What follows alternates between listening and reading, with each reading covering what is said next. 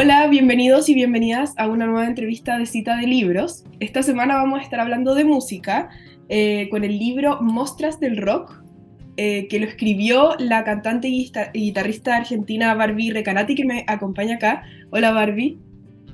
¿Cómo estás? ¿Todo bien? Todo bien, muchas gracias. Y también, porque esto es un libro que se hizo, que también tiene ilustración, que lo hizo Power Paola, que es una ilustradora también súper importante, tiene una película y una novela gráfica que se llama Virus Tropical, que lo recomiendo mucho también.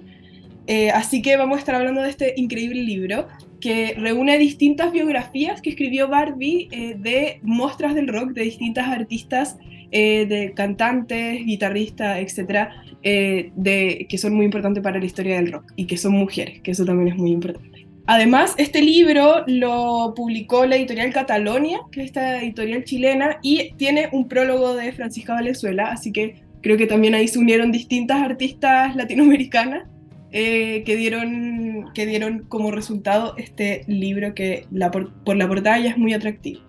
Así que lo primero que quería preguntarte, Barbie, es ¿cómo surge la idea del libro? Tú tenías tu programa de radio que se llamaba Mostras del Rock, pero ¿por qué decidiste hacer un libro, un producto que podemos leer, que podemos tener en la casa? No, bueno, en realidad no era todo un programa de radio, sino que la radio Futurock, que es una radio digital argentina, eh, me pidió hacer el podcast en 2018. Y era un podcast de 7 capítulos. En una época donde el podcast en Argentina, por lo menos, todavía no era un mercado, entonces se escuchó mucho, era como algo novedoso ya el formato. Y el podcast se escuchó tanto que empezó a dar vuelta la idea de hacer algo más. Y cuando me habían dicho, che, ¿por qué no hacemos un libro?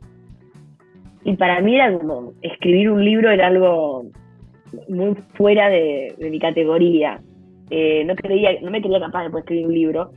Sin embargo, después con el tiempo me empezó a parecer la idea de una novela gráfica, que sí es un formato además del cual siempre fui muy fan, entonces me divertía que haya una novela gráfica con esa información. Y cuando empezó la pandemia, el tercer día de pandemia dije, es ahora.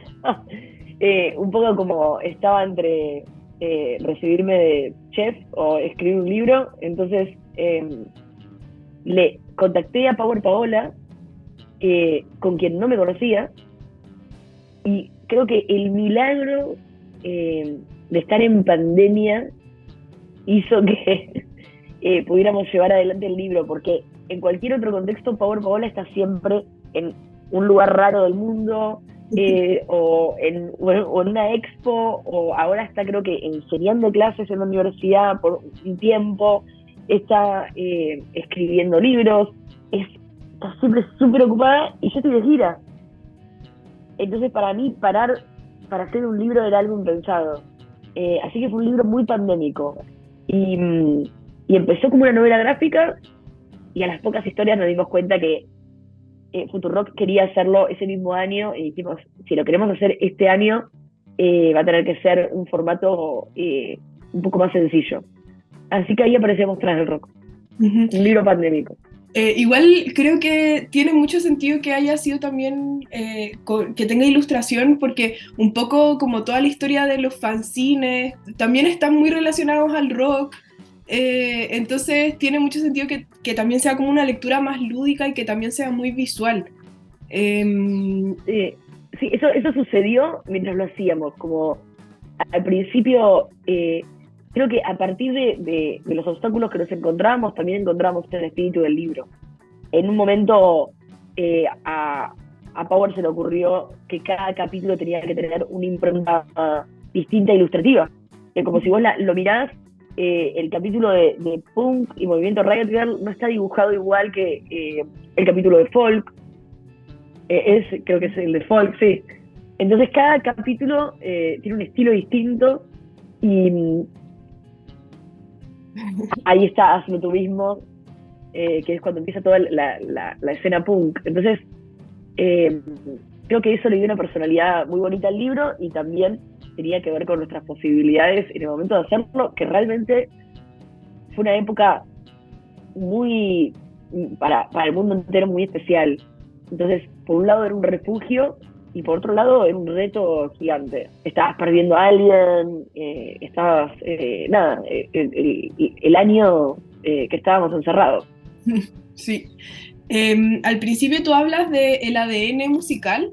Quería saber un poco a qué te refieres con eso y también cómo fue, por qué elegiste a las mujeres que están acá, cómo fue un poco este como corpus de artistas que tú decidiste poner. De hecho, ayer estábamos hojeando con una de mis colegas en el diario el libro y me dijo, ¡ay, no está PJ Harvey! Entonces, No, porque eso hasta el 90. claro, claro. Entonces ahí estuvimos No. discutiendo sobre las muestras del rock y todo. Entonces, ¿cómo fue un poco? Mira, o sea, eso que me preguntás es justo, creo que son las dos preguntas lo mismo, ¿no? Porque lo del ADN musical, a mí particularmente que soy música y que la música me atraviesa de una forma tan importante, eh, es como que la música que yo escuché de adolescente y de más pequeña, y después, un poco después de la adolescencia, formó mi personalidad. Desde mi forma de vestir y mi pelo, hasta mi forma de hablar y caminar, y mi forma de pensar. La música fue así importante para mí. Si hubiera sido otro mi ADN musical, yo sería otra persona, por eso me refiero a eso como un ADN. Eh, pero en el momento que comencé a hacer el podcast, particularmente me encontré con la historia de Mami Smith, que es la primera historia del libro. Y es una historia sobre, para mí, la invención del rock, porque es el primer blues que se graba en la historia. La primera vez que un artista entra en un estudio y graba un blues es Mami Smith, en 1920. Y yo tenía el recuerdo perfecto de Robert Johnson. Yo pasaba mucho tiempo en mi adolescencia en las tiendas de vinilos y en las tiendas de discos, y siempre había un box set grande con con un libro y unos CDs de Robert Johnson. Robert Johnson era el primer bluesero, este primer artista que había grabado un montón de blues y que había vendido el alma al diablo, y que Hollywood lo había hecho una película, y era la leyenda. Esa fue la historia que se decidió inmortalizar. La historia de Robert Johnson fue la película que se decidió usar para películas, que se decidió usar para libros, y que 80 años después yo iba a estar en una disquería e iba a ver su cara y decir, ¿quién es esa persona? Y yo crecí muchos años creyendo que ese era el comienzo del blues comercial, el comienzo del blues para los oídos de las personas que no estaban alrededor de ese artista. Y me entero a los 30 años que muchos años antes estaba Mami Smith, y que era una mujer. Y todo eso me revolvió y dije, ¿qué más no sé? Y el libro se trata de las cosas que no sé, no de las que sé. Inclusive hay artistas que son muy conocidas, como Janis Joplin, o Joni Mitchell, o Patti Smith, pero las historias que cuento de ellas no son las más conocidas. Son las historias que tal vez yo tardé más en conocer, y eso es como el filtro número 1, lo que no sé, y el filtro número 2 es que son las historias que para mí marcaron mi ADN musical, pero no me las estaban contando, porque sin esas historias yo no hubiera llegado a los aristas que llegué y no hubiera conocido la música como la conozco, y la música no existiría como la conozco. Son artistas que viven a Thornton con Hound Dog. Elvis Presley después hace Hound Dog en la televisión y se vuelve famoso a niveles inéditos hasta ese momento, y el rock and roll se dispara, pero nadie habla de quien realmente había popularizado esa canción, que era Viva Thornton, que después escribe canciones que hace Janis Joplin, o Wendy Carlos con la música electrónica, y así un montón de historias que para mí fueron como fundamentales para la música como la conocemos hoy, sobre todo para el rock, el gen del rock. Y también para ti como creadora, ¿o no? ¿Cómo te han influenciado todas estas músicas a tu propia creación y también a ti como música? Sí, totalmente. A mí me pasó algo, que es que de chica me era muy importante encontrar mujeres que hicieran música como yo. De hecho, en el libro hay algunas artistas trans y otras artistas no binarias, y hay muchas artistas lesbianas. Y yo pensaba, si para mí fue difícil, no me quiero imaginar qué injusto que es para una mujer trans, para una artista no binaria, no haberse encontrado con esas artistas cuando tenía 15 años y conocerlas ahora. Como la visibilidad es importante, no solamente desde lo artístico.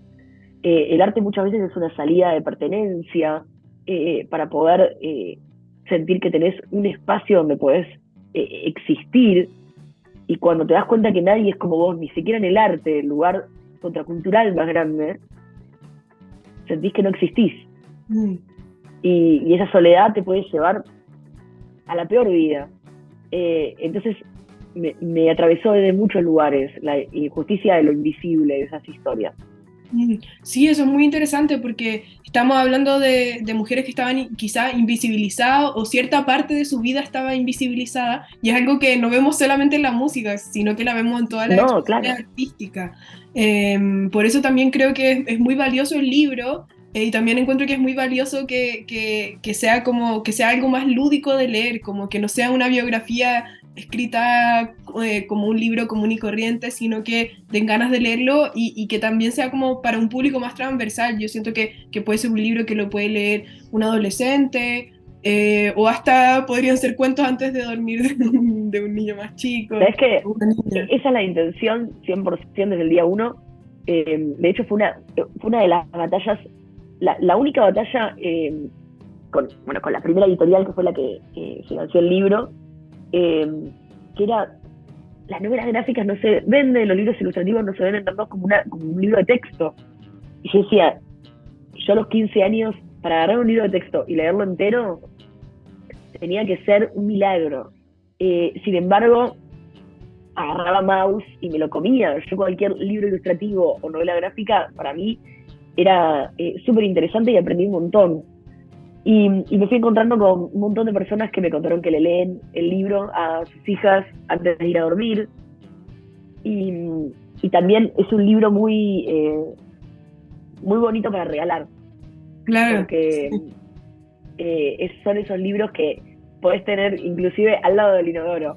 Es como que podés, con 2 minutos de lectura, podés abrirlo donde quieras y leer una pequeña historia de 2 minutos. No es un libro que tenés que empezar y terminar en algún momento de tu vida. Uh-huh. Algo que también me llama mucho la atención es todas las historias tienen, como lo mencionábamos antes, eran historias de invisibilización que estaban también puestas en un contextos en particulares, y cada contexto también tiene todos sus temas alrededor. Entonces quería preguntarte, ¿cuál crees tú, también desde tu perspectiva y tú como música y creadora, cuál es la relación entre el rock y el feminismo? Yo creo que es algo que en el libro yo trato de retratar las historias, pero sí hay un hilo que para mí es importante ahora de empezar a explorar, que a mí me sirve el libro como herramienta para hacerlo desde ahí, y es que yo siento que los cambios más radicales de la música que nos llevaron al rock fueron respuestas feministas de personas manifestándose. Entonces, desde Nina Simone cantando después de Rosa Parks en el colectivo, hasta Janis Joplin después de Bessie Smith, hasta todos fueron actos. Joni Mitchell teniendo que abandonar a su bebé viviendo en la calle. Toda su carrera para mí fue un acto de feminismo, y también una forma de sobrevivir a eso y de manifestarse. Creo que los momentos más importantes de la música fueron reacciones feministas, que después fueron utilizadas de forma lucrativa por los hombres en la música. También quería preguntarte por tu carrera musical, ¿cómo vas a estar acá tocando también en Santiago? El otro día vi tu sesión del no sé cómo se dice, KX, sí. Que también que es algo muy importante para un artista latinoamericano, es una ventana súper importante. Así que, ¿cómo vas con tu carrera musical? ¿Cómo también son un poco tus procesos creativos? Tú mencionabas delante que siempre estás en gira, siempre te estás moviendo. También cómo es para ti ser también una rockera. La verdad es que cuando era más chica lo vivía desde un lugar más protagónico, ¿no? Como mi carrera. Y después de grande, gracias también al libro, al podcast, a la radio donde laburo, lo empecé a vivir como algo más integral. Como bueno, una de las cosas que hago también es hacer mi música y me divierte sentirlo como un acto más en comunidad. Algo que sucede, como a cada lugar que voy hay un montón de otros artistas haciendo música y conozco un montón de gente y es increíble. 21 de octubre voy a estar en Santiago de Chile, en el Centro Cultural Rojas Magallanes. Voy a estar con El Príncipe Iota, que es una banda de Mendoza, de acá de Argentina, y con Simón Campuzano, que es allá de Chile. Y voy a estar presentándome en Chile en vivo después de mucho tiempo, voy con la banda completa, así que estoy súper feliz. Y muy contenta de volver a Santiago, que es un lugar que me encanta.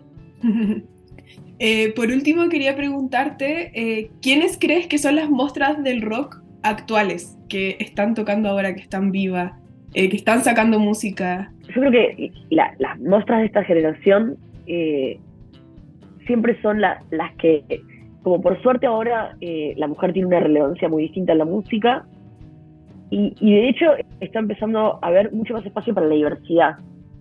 Sí creo que es un momento un poco más... creo que los cambios en la música en 40 años, creo que los vamos a recordar en manos de las artistas trans y de las artistas lesbianas, por lo menos en el rock y en el pop, que es como la música que en este momento es más accesible, y en la música urbana. Pero fuera de lo que ya es comercial y lo que ya estamos viendo visible, creo que también hay algo sucediendo que es tal vez lo más invisible, que es lo no occidental, ¿no? Como hay un montón de lugares en el mundo que están en situación de guerra hace 30 años, o que viven una situación muy distinta a la nuestra. Nosotros estamos combatiendo siempre a la derecha y por suerte dentro de la democracia todavía, entonces vivimos una época distinta, pero creo que si tenemos que mirar para atrás, las personas que cambiaron todo lo hicieron en época de represión y dictadura, y creo que eso sí está sucediendo en otros lugares del mundo, y lamentablemente es ahí donde muchas veces aparece de verdad lo nuevo o lo distinto. Y creo que eso tiene que ver un poco con que el arte tiene algo muy único cuando no tenés nada que perder, o cuando tenés todo para perder, mejor dicho, ¿no? Como un poco y un poco, como es re triste, pero lamentablemente mirás para atrás y es ahí donde aparece lo distinto y lo nuevo de verdad. Muy interesante eso. ¿Y tienes algunas recomendaciones de artistas? ¿Se te ocurren algunos nombres? Yo pensé el tiro en Arca. No sé si se te ocurren algunas recomendaciones. Mira,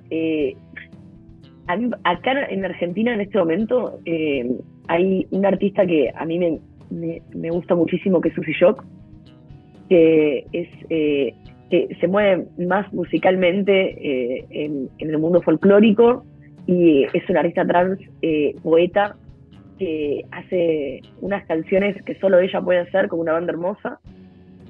Y después dentro de eso como más político, la banda que yo vi más movilizarse arriba del escenario y en momentos más difíciles es Sudor Marica, que es una banda de cumbia recontra queer, y que la pones en un lugar, son como que uno cree que hay lugar para todo, pero al final es una banda que yo creo que tiene un techo todo el tiempo gigante sobre la cabeza por ser maricas. Después, desde ese lugar, bueno, y a mí, yo soy muy fan de las Cumbia Queens también, que es otra banda de cumbia, y de repente creo que son esos los géneros, por lo menos acá, donde más hay que explorar, ¿no? Como la cumbia y el folclore terminan siendo los espacios de resistencia política.